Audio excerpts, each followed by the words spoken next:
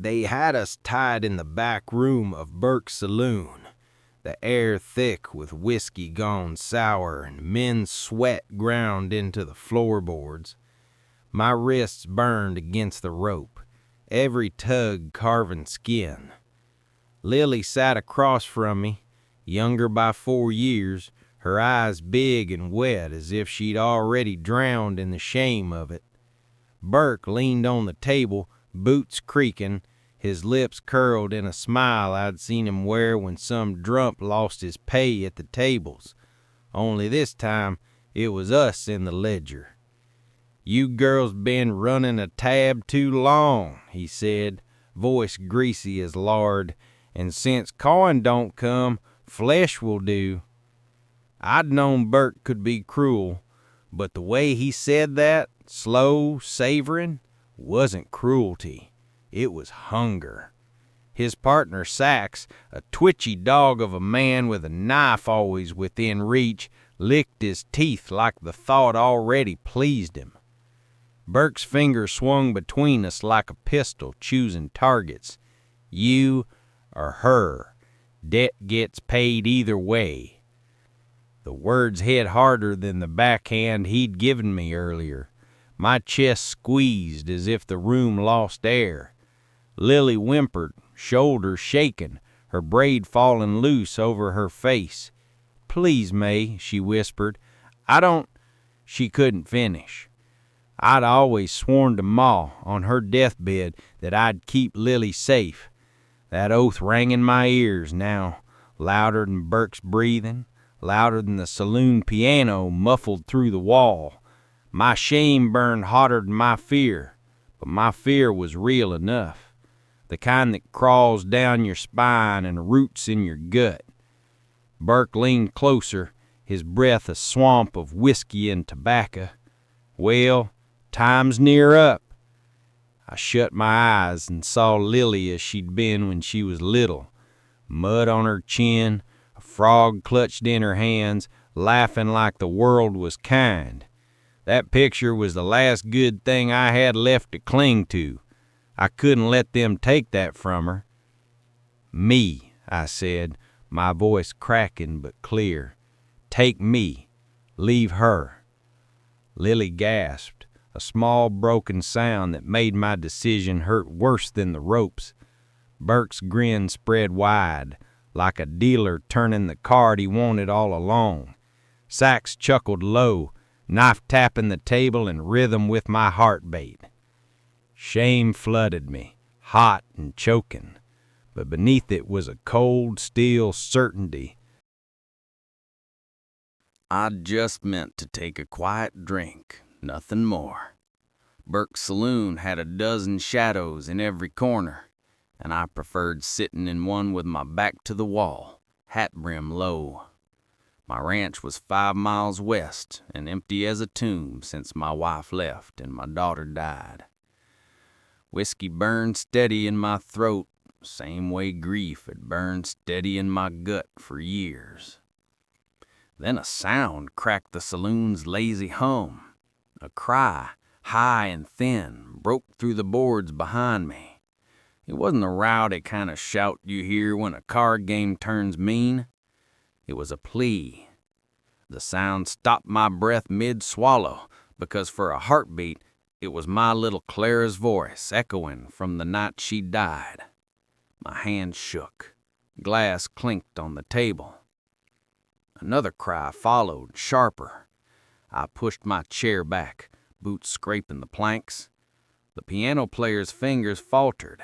Conversation dipped. Nobody else moved, but my ears rang like thunder. I stood, gray temples wet with sweat, and stepped toward the back hallway where the smell of whiskey got heavier and the laughter meaner. When I swung the door open, my stomach turned. 2 young women, bound to chairs, faces white as candle wax. One with a braid coming loose, the other staring at the floor like she'd already left her body. Burke stood over them with his pet hyena Sykes, the knife flashing in his hand. Sykes grinned. "Private room, mister." I didn't answer. My boots stopped just inside the threshold. The smell in there was fear mixed with rot gut. Burke's eyes flicked up at me, lazy but sharp. "Colton, ain't your business." My throat tightened. Burke had been a sneak long as I'd known him, but now he was poised to strike, and the echo of Clara's scream, the last one she'd ever given me, still hung in my skull. My right hand drifted toward the Colt on my hip, not from rage, but from the same grim instinct that had me digging fence posts in frozen ground. Do the job, because no one else will. The younger one's eyes caught mine. "Please, mister," she whispered, lips trembling, just like Clara had said. "Please, Papa," that night by the river before the flood took her. I stepped forward, boots slow, every nerve screaming, but my voice flat as an anvil. "This is my business now." The silence in that back room weighed more than any tombstone. Burke's lip curled like he wanted to laugh, but the sound never came. Sykes shifted his knife from one hand to the other, blade flashing as if to remind me whose blood could spill quickest. The younger girl, Lily, I'd later learn, kept her eyes on me, her plea still hanging in the air. My hand lowered, slow and deliberate, fingers brushing the walnut grip of my Colt. I didn't pull it free, just drew back the hammer. That click, sharp, metallic, sliced the room cleaner than a bullet. The effect was instant. Sykes froze mid-breath, knife half raised. Burke's bravado cracked, his eyes flicking down to my revolver like it was a rattlesnake ready to strike. "Untie them," I said, voice flat. Burke sneered, but the sound was thin. "You think a cocked pistol makes you king in my house?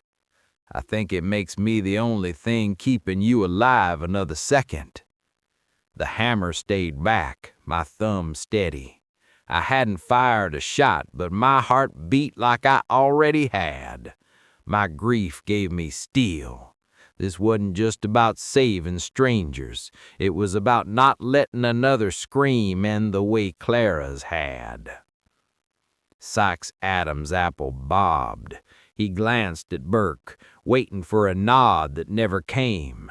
Burke's jaw worked, but his voice betrayed him when he snapped, "Cut 'em loose." The knife turned, sawing ropes instead of skin. May, older, dark hair matted with sweat, stumbled free first, rubbing her raw wrists, then Lily. They clung to each other, faces streaked with tears and dirt.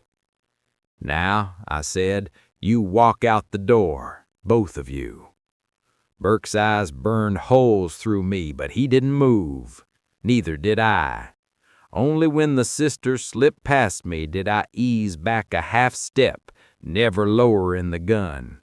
Their skirts brushed against my leg as they hurried through the doorway, breaths shallow, feet quick. "You made yourself an enemy tonight, Colton," Burke spat, his voice finding some courage now that they were gone. I lowered the hammer slow, holstered the Colt, and met his glare. I've been living with enemies all my life. One more won't change a damn thing. I backed out the door, leaving them in their silence. Not a shot fired, yet the room smelled of gunpowder all the same. The three of us rode hard into the night, dust rising like ghosts behind the horses. Lily clung to her sister on the saddle, shoulders shaking with every hoofbeat. I led them toward my ranch, a lonely spread set against a line of cottonwoods in the silent hills. My lantern swayed from the saddle horn, throwing shadows across the path like the world itself wanted to hide what we had just left behind. When Homestead finally came into view, it looked smaller than I remembered, like grief had shrunk it. Boards weathered gray, fence leaning tired, porch sagging under years of storms. Yet the sight of it made the sister's shoulders ease, if only a little. I struck a match, lit the lantern by the door, and pushed inside. The air carried dust, leather, and the faint sweetness of bread I'd baked that morning to pass the hours. I set out what food I had, crust, jerky, the heel of a loaf, and poured water from the jug. May ate quick, ashamed of her hunger, while Lily picked at hers, staring wide-eyed around the room cluttered with tools, books, and a rocking chair that hadn't rocked since Clara.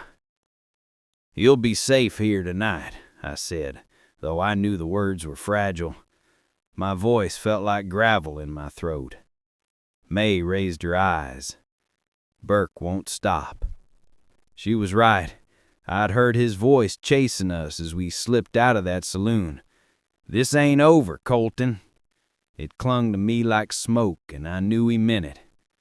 Burke wasn't the kind to let humiliation fade without revenge. And Sachs was worse, a knife hound sniffing after blood.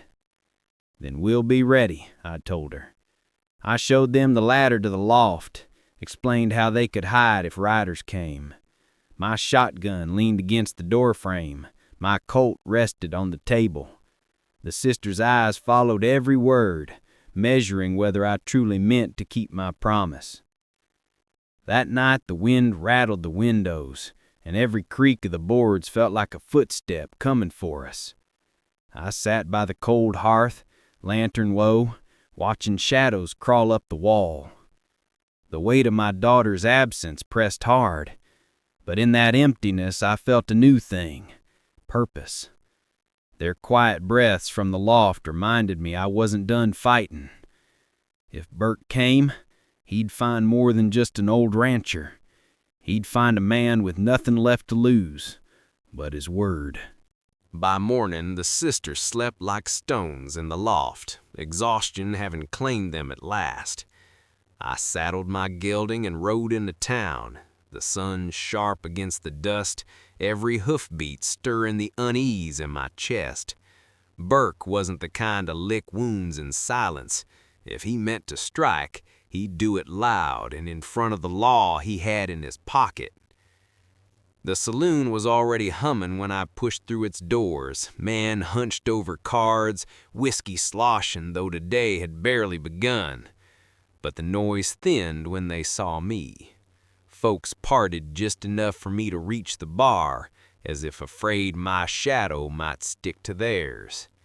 Burke was there, leaning tall, eyes bloodshot but grinning.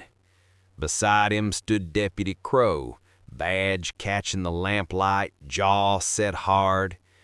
Crow had always been a man to measure power by who poured his drink. "Well, if it ain't Colton," he drawled, tapping ash from his cigar. "Heard you stole my property last night." My jaw clenched, but I didn't bite. Crow stepped forward, boots heavy on the plank floor. He said, "Law's clear. Burke holds debt. Them girls are his until it's settled." His voice carried, meant for every ear in the room.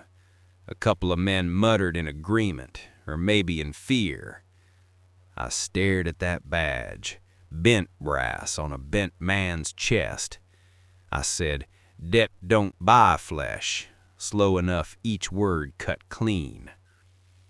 Crow smirked. He said, "World don't work the way you want it to, Colton. Best hand 'em back before you find yourself on the wrong side of the rope." The room went still. I felt every set of eyes.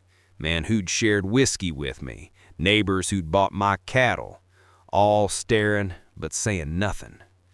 Moral cowardice hung thicker than smoke.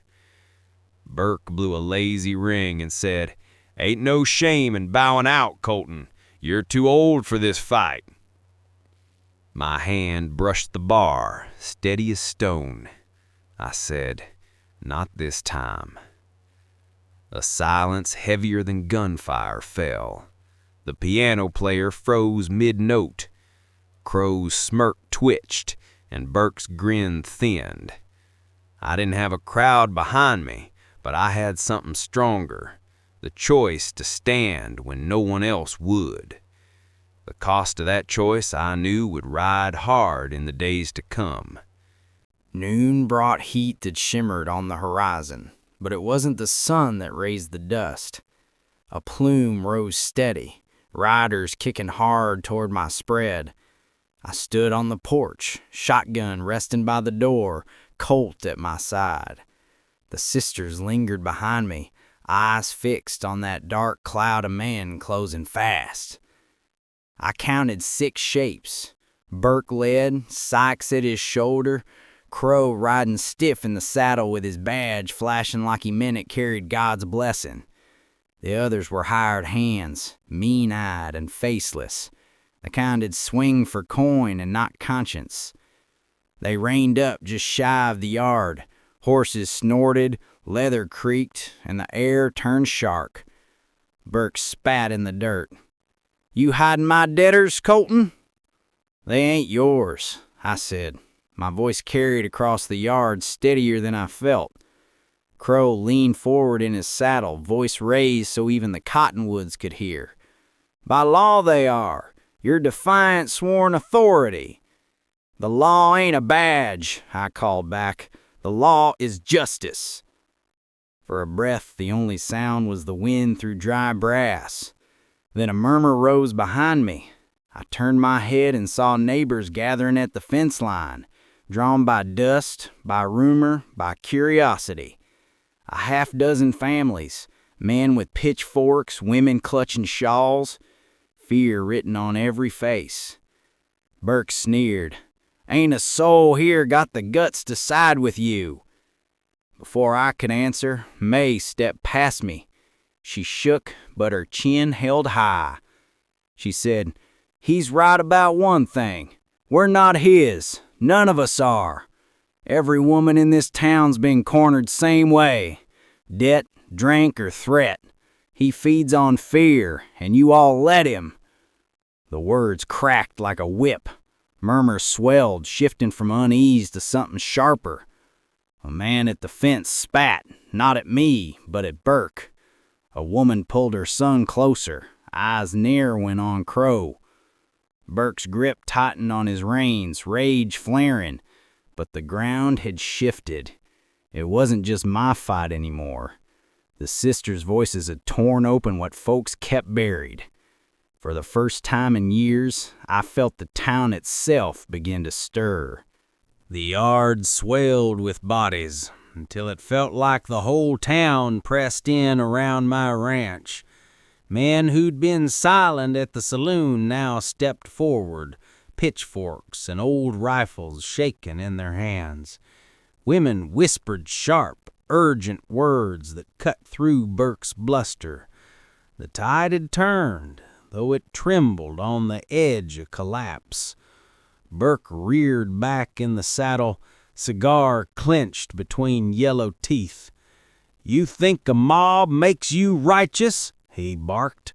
"Crow carries the badge, and that's the end of it." Crow straightened, smirk curling again, as if that star pinned to his chest was armor enough. "This is your last chance, folks. Stand down or answer for it." But something in the crowd snapped. Maybe it was May's voice still echoing, or maybe folks had just grown tired of eating dirt while men like Burke fattened on it. A murmur rose, building into words. "No more." A farmer's wife, apron still dusted with flour, pointed at Crow. "That badge don't mean law, it means shame." The smirk died on Crow's lips. He reached for his revolver, but half a dozen hands grabbed him before steel left leather. They tore the badge from his chest and flung it in the dirt. His protest turned to a grunt as men twisted his arms back and bound him with rope. Burke cursed and went for his own gun, but 3 pitchforks met his horse's flank. The animal reared, sending him sprawling into the dust. Before he could rise, neighbors pinned him down, rope tightening around wrists thick from years of easy living.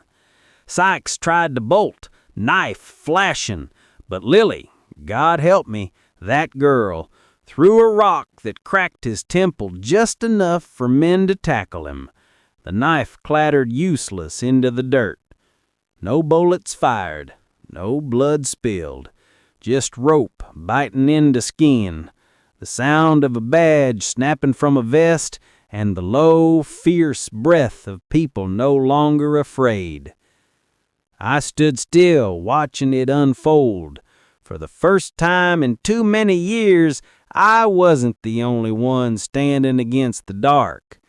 The town had found its backbone. Justice, fragile and trembling, had taken root right there in the dust. Burke spat blood, eyes wild, but no one loosened their grip. He wasn't feared anymore. He was finished. By sundown, the yard lay quiet again. The ropes held Burke, Sykes, and Crow until neighbors dragged them toward town, bound for judgment that, for once, wouldn't be bought with whiskey or silver. The dust of their passing still hung in the air when silence settled heavy on my porch. I leaned against the post, chest tight, eyes roaming the cottonwoods black against a burning sky. For the first time in years, the land didn't feel like a graveyard. Behind me, the sisters moved light as whispers, the scrape of their shoes on the porch boards breaking my reverie. May stepped close, her hand brushing mine. Just a touch, but it sparked something in me I'd thought long buried. "You saved us," she said. I shook my head. "No, you saved yourselves. All I did was cock a hammer." Her eyes shone with the stubborn fire I'd seen in her since that first moment in the saloon. Lily stood beside her, face streaked with dirt but lifted high. "We won't be silent again," she said, voice thin but steady. The words caught me, because they weren't just for themselves. They were for every soul in town who'd bent beneath Burke's shadow. I'd lived half my life believing fear was a weight no man could shrug off. Tonight proved different. I stared out across my land, empty yet alive, and felt something shift inside me. Courage wasn't the absence of fear, it was the act of standing anyway. Clara's scream had haunted me for years, but hearing Lily's cry and answering it had given me a chance at peace, maybe even redemption. I turned back to them, voice low but clear. The creed simple. Act despite fear. That's all we've got. They nodded, shoulders touching, their bond stronger than rope or shame could break. For the first time in a long while, I believed tomorrow might hold more than ghosts. The lantern flickered to life, casting warm light across the porch. In it, I saw not just two sisters I'd sheltered, but a future. One built on voices refusing silence, and on a man finally brave enough to keep his oath. The frontier had a way of swallowing folk whole, but tonight it gave us back our names.